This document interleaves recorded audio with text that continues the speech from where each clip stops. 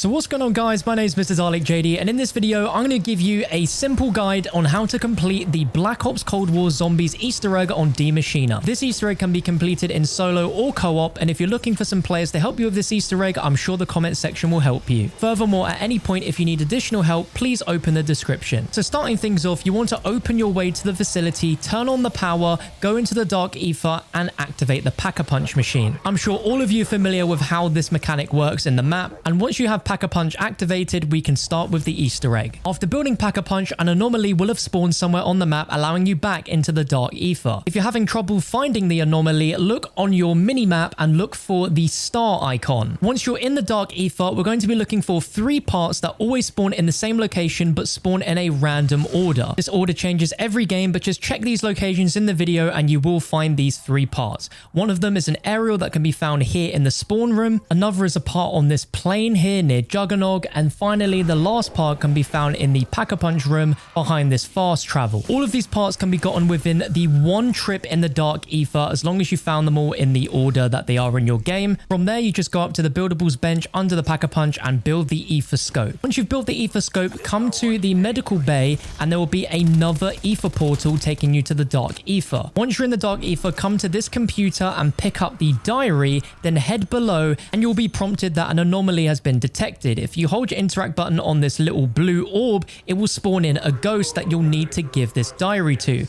You'll need to repeat this for 3 different anomalies around the map. The second one we can find is in the trials room in this corner here. Again, you want to interact to bring the anomaly into the world, and then you want to give the book to the ghost. The third ghost will be by the workbench in the Pack-a-Punch room. Again, you can do all of this within 1 trip to the Dark Aether. You don't need to listen to their quotes. You can just literally activate it, give them the book, then move on to the next one and then to the next one. And once you're taken out of the Dark Aether, you'll then want to go back into the room with that computer and it will ask you to put in a password. If you hold your interact button, it will pop in that password and you'll see the machine in front of the glass is now lowered down from the ceiling, and we can begin getting the free wonder weapon and its upgrades. We must complete the steps we've just done before we can do the upgrade process for the wonder weapon. Otherwise, your Aether portals will glitch out, and I've had this where portals just disappeared entirely for the whole game, and I don't want that happening to you. So the first step is you need to get the free wonder weapon. The first step to getting the wonder weapon for free is by killing your first Megaton and the 2 zombies that it splits into. One of those zombies will drop a key card part. Take the key card to the weapons locker here in the weapons lab and insert the key card to release the DIE remote control. From here, go to the living room near spawn and interact with this crack in the wall to turn on the machine. The door in front of the machine will now turn into a trap, sucking in the souls of zombies, and you'll need 20 to 30 zombie kills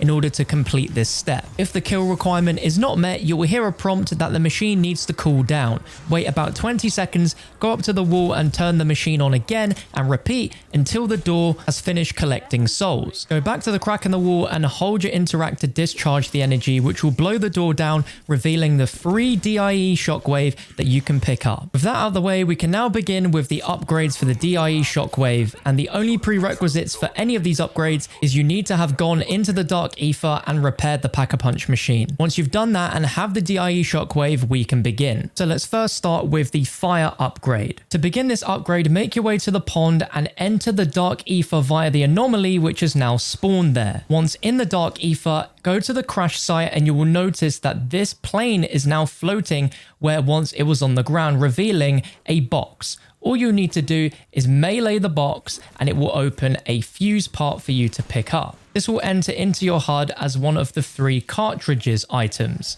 From here, make your way to the weapons lab opposite the Deadshot Daiquiri machine and hold your interact button on this machine here. You will see an animation of a laser cutting across the cartridge, and once you're back into the normal realm, make your way back to the pond. On top of this truck will be a box which you can open to convert your weapon into the DIE Thermophasic, which is also known as the fire upgrade. The next upgrade we'll look at is the electric upgrade. To begin this, you will need to go to the Pack-a-Punch area and go through this anomaly underneath it to enter the Dark Aether once again. Now this is a heavily time dependent upgrade, so I would recommend you buy stamina up before doing this and making sure you watch this video thoroughly so you are efficient with the little time you have in the Dark Aether. Around the map there are going to be 3 shining crystals that you'll need to suck the energy out of using the left trigger of your wonder weapon. One location for this crystal can be on the rooftop in the bedroom here near Stamina Up. Another is to the right of the mystery box location in the pond, and the last is just slightly to the left from Juggernog before you enter the cave. What makes this tricky is you have to suck the energy from the crystal and then quickly run down to the Pack-a-Punch area, and on the other side of the bottom floor opposite the anomaly is going to be an ammo box where you will need to shoot your wonder weapon to release the energy onto this box. You can only suck the energy out of one crystal at a time, running to this box, shooting it, and then having to run back to another location and rinse and repeat within the time that you're in the Dark Aether. In this attempt, I got my 3rd crystal energy before being kicked out of the Dark Aether, but I could still complete the quest by shooting the box in the normal realm. Now, right now, I don't know if you can get that anomaly to reappear if you fail it. I've not had it personally, but if I can get more details, I will update the description to let you know. But once all 3 crystal energies have been shot into the box, it will allow you to switch your weapon to the DIE Electro Bolt. Now let's move on to the ice upgrade, which is the DIE Cryo Emitter. To begin this, you'll need the normal DIE Shockwave, and you'll need to make your way to the penthouse, which is the top of Nact. There will be a box facing towards the pond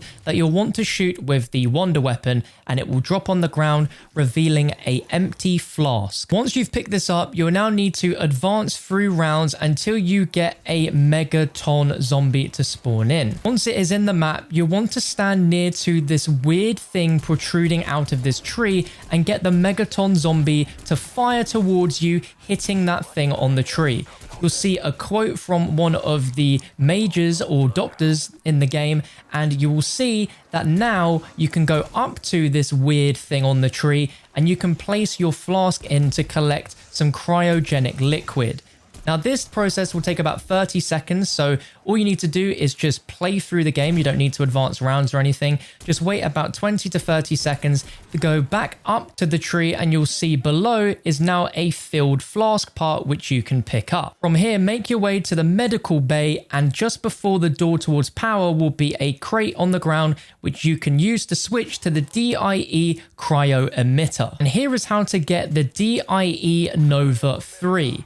What you want to do is with the DIE Shockwave, make your way over to the mezzanine in Nacta and Toten and hold your left trigger so you suck up this empty canister part. From here, you'll want to make your way into the weapons lab, and near Deadshot will be this weird machine here where you can place that canister in. Now, the next requirement is you need to kill a dog next to this machine. You'll get a prompt from one of the doctors about the gas from the dog, and you'll be able to pick up the Plague Hound gas part. From here, make your way to the crash site and place that on top of this crate, and then melee the box. The box will open and allow you to convert your weapon into the DIE Nova 5. Once every upgrade has been built, you want to take the person that has the wonder weapon over to this canister, and you want to shoot each of these 4 lowered canisters. Each one correlates to a certain element, and as you can see here, as I'm periodically upgrading each elemental wonder weapon in the game, I'm running in the room and shooting the associated canister before I work on the next upgrade. Once all 4 canisters have been filled up, there will be a new Dark Aether portal in the corridor between the medical bay and the Pack-a-Punch room, and inside the Dark Aether, you'll want to go up to this area above Speed Cola and hold your interact button to see another ghostly interaction and conversation. You don't have to be here to witness this. You can go around and do whatever you want, but when you come back out of the Dark Aether, you will see a Dark Aether wrench waiting for you. Pick that up and make your way to the spawn room and to the tank that is there in the spawn. You'll get 4 prompts on various sides of the tank to use the wrench on it, and when completed successfully, you will see a zombie appear appear out of the hatch of the tank. Here you can kill the zombie or just let it do its thing, but what you need to do is you need to have a Semtex grenade. You can either find this from zombies or by crafting it at the bench and spawn, but you'll need to throw the Semtex on the lid of the hatch on this tank. If completed successfully, you will notice that the tank will let out a puff of smoke and you'll hear the sound of gunfire coming out the turret, and you've successfully completed this step. You now want to make your way over to the Juggernog area and you'll see this new weird ball has appeared on the ground. You'll want to pick this up and you need to take this back to where you picked up the Dark Aether wrench. During this, you won't be able to use your weapons, but you can press your swap weapon button at any point to drop this if you need to, and there will be a ton of dogs that will spawn throughout, so just be careful. Once you're in the medical bay, place the ball in this slot right here, and you'll now hear the computer tell you that you'll now need to provide a specimen to this canister. So what you need to do is you'll need to get a Megaton zombie and damage it enough that it splits off into two. From here, you just need to lead two zombies under this canister and you'll see a little circle on where they need to be, and they'll be sucked up by this machine. Once two have been put inside, you are ready and completed with that step, and now all players in the game have to go into the computer room and hold their interact button on the computer to complete the step. From here, you'll be in a mini lockdown where you can't leave the room until you've watched this cinematic sequence, but you need to prepare yourself because the moment that the left and right doors open, you'll be swarmed by a huge spawn of dogs and Megaton zombies and split off Megaton zombies. It's insane. So be prepared that the moment that this is done, run out the right side and sprint all the way up and out into the map again. I can't explain enough how important it is for one of the players in the game that has the wonder weapon to be using the electric upgrade version, as it is just so incredibly powerful against these guys in comparison to any other weapon in the game, and will make clearing these an absolute breeze. From this moment on, we are very close to being boss fight ready, so I would urge you now to grind through some rounds if you need to, get the points so you can get your guns papped or double papped, as well as having all the perks you need. There is absolutely nothing wrong with spending a few more rounds in order to get a better weapon from the box, be it a higher tier so it does more damage, or saving up so you can get a tier 2 upgrade, for example, as well as all the perks, and using your salvage to craft some really useful lethal and tactical, such as stim shots, as well as monkey bombs and offensive kill streaks like the war machine or the crossbow, for example. You're going to need as much firepower as humanly possible, and I'd also recommend that you have a fair amount of points spare, especially if you have the wonder weapon and you need to buy ammo for it in this boss fight. When you are all ready, you will want to make your way into the spawn room of Nakda and Toten, and there will be a portal that will take you into the Dark Aether for one final time. Make your way into the Omega outpost, and by this desk will be one final anomaly that you can interact with. It will spawn in the guy that we just saw a few moments ago, and when it is done, he will leave a photo on the table, and when you interact with this photo, it will throw you into the boss fight. So be sure you are ready, be sure you have tier 3 armor, you filled it up, you're ready to go. The whole premise of this boss fight is that you need to protect him at 3 different sections of the Pack-a-Punch room. This gets incredibly hectic, and if you're playing in co-op, I would highly advise you split your team up into 2 different sections. Here you can see we're in a 4-player game. Myself and my friend Pluto, we're here in front of the guy on the level that he was at, whilst the 2 other players were upstairs taking care of all of the nasty zombies. Essentially, the quicker and the more efficient you protect him whilst he's doing these 3 different phases, the faster you'll be able to complete this step. As you can see in this gameplay, the electric upgrade worked incredibly well for me, and a massive tip is when you kill boss zombies like the splitter zombies or just the main ones, they will drop ammo for your wonder weapon, so you will have great opportunities to be sure to have a ton of ammo constantly throughout this boss fight. This first phase did take us a little while, but some great advice for the second one is have the player with the electric upgrade to be stood above where the guy is for the second phase, just basically mowing down and protecting him any way he can, while there's another player as well helping out from the left and right. It's a lot easier if you divide up the zombies so they're not all coming to the same part of the map, but rather you split the team up so it's a little bit more efficient. The final phase involves him going underground under the Pack-a-Punch and in a corner, which is obviously not great and is the tightest spot yet in the boss fight. Again, I highly recommend that you correlate a path that you're going to take with your team, so you're training in the same direction and not getting caught. Once you've completed it, you will have your screen fade to white and it will be complete. You will need to run up out of the Pack-a-Punch area and wait by either the left or right windows for those barriers to despawn and for you to run all the way to the pond area, as you have 1:30 to exfil. Now, I learned this the hard way, that during this process there is a ton of weird lightning that spawns and damages you and blocks you from advancing forward, so you need to make sure you're taking a route that goes up the stairs, past the computer, past the doorway, and then out that way.